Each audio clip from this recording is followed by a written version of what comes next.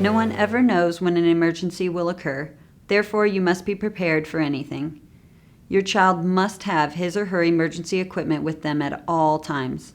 To help, Dell Children's gives you a trach go bag with supplies. This ensures each child has an emergency bag that is fully stocked and is easy to see all the contents. There are some emergency supplies that do not fit into the bag, but should still be with your child at all times. Emergency supplies include same size and type tracheostomy tube with obturator. You may have trach ties connected to one side of the trach tube and stored in a clean bag or container. One size smaller tracheostomy tube with obturator. Suction machine with fully charged battery. Suction catheters. Extra HME. Ambu bag, otherwise known as a self-inflating bag with face mask. Spare clean trach ties. Clean dressing. Scissors. Water-based lubricant. Syringe if your child has a cuffed trach. If your child requires oxygen, you must have an oxygen tank that is full enough to last your entire outing or bring a spare. Patient information card and list of important phone numbers. If on a ventilator, be sure battery is fully charged. Bring spare circuit tubing and have it put together and stored in a clean bag. Have any other items that are important to your child's needs and condition, such as feeding supplies, oral suctioning supplies, or emergency medication. It is important for you to recognize when your child is having trouble breathing. Respiratory distress is a term used when a child is having trouble breathing and thus is working harder to breathe. The earlier you recognize the signs, the sooner you can help intervene and decrease the chance of it getting worse. Based on how hard your child is breathing, you will need to contact your child's doctor or possibly even call 911. Some examples of respiratory distress are noisy or loud breathing, fast breathing, restlessness or scared appearance, sweaty or clammy skin, nasal flaring. Retractions, which are observed under the ribs, above the breastbone, or collarbones. Retractions can become more severe or pronounced and even be seen between the ribs as respiratory distress progresses. A few late signs of respiratory distress are changes in color, head bobbing, or difficulty waking your child up. You know your child and what their normal appearance is. If anything seems off, trust your instincts and see your doctor or bring your child to the hospital. Please call your doctor for temperature greater than 100.1 degrees Fahrenheit. Bleeding from the trach site. However, if there's a large amount of blood, call 911. Anything beyond about a teaspoon of blood would be considered a large amount. Redness and/or swelling at the stoma site. Increased amount, change in thickness and color of mucus. Foul-smelling secretions. Any signs of respiratory distress, changes from baseline, or any other questions or concerns. If your child is having trouble breathing, there are many things you should try at home while you are contacting the doctor. You should use the skills you were taught during training, with the first steps being to suction and change the trach.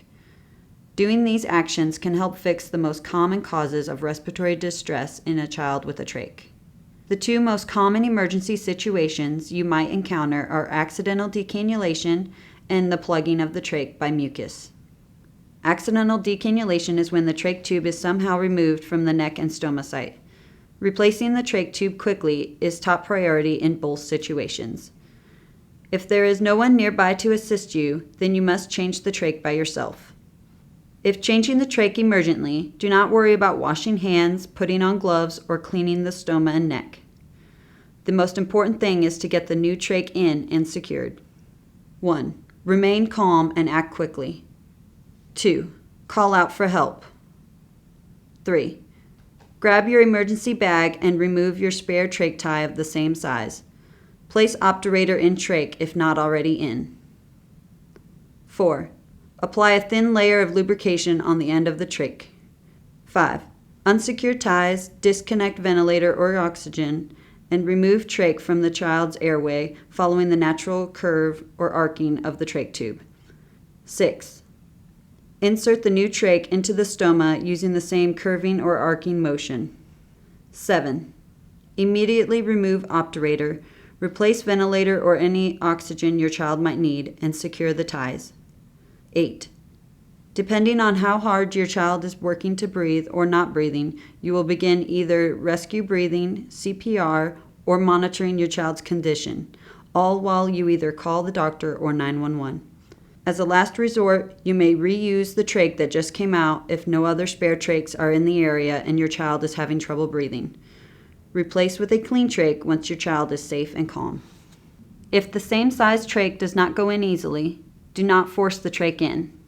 Reposition your child and lift his or her chin. Re-lubricate the end of the trach. If still unable to insert the trach, try one size smaller. If unable to insert the smaller trach, call 911. If your child is having trouble breathing, not breathing, begin rescue breathing and/or CPR. Cover stoma with hands or clothing and give mouth-to-mouth breaths. If a healthcare provider is in your home, they may use the ambu bag and mask over mouth and nose, while someone or something is covering the stoma site to prevent air from coming out of the stoma. If you were able to get the smaller trach inserted or had difficulty inserting same-size trach, please call your doctor if your child is stable. Otherwise, call 911. An ambu bag is used for delivering rescue breaths or breaths during CPR. Rescue breaths are delivered when the child's heart has not stopped, but breathing has either stopped or is ineffective. Rescue breaths may also be needed when a ventilator is not working properly. Anytime you need to give rescue breaths, 911 should be called. To give rescue breaths, connect the valve end of the bag to your child's trach. Squeeze the bag slowly with one hand. Squeeze enough air so that your child's chest gently rises, and then stop squeezing. Release the bag and allow it to refill with air. Squeeze and release the bag at the rate your child normally breathes, which is about one breath every 3 to 5 seconds. Oxygen may be attached to the bag but not needed to give breaths. Extra oxygen could help your child recover quicker, but do not delay care if oxygen is not easily accessible. Do not leave the bag attached to your child's trach without squeezing it to give breaths.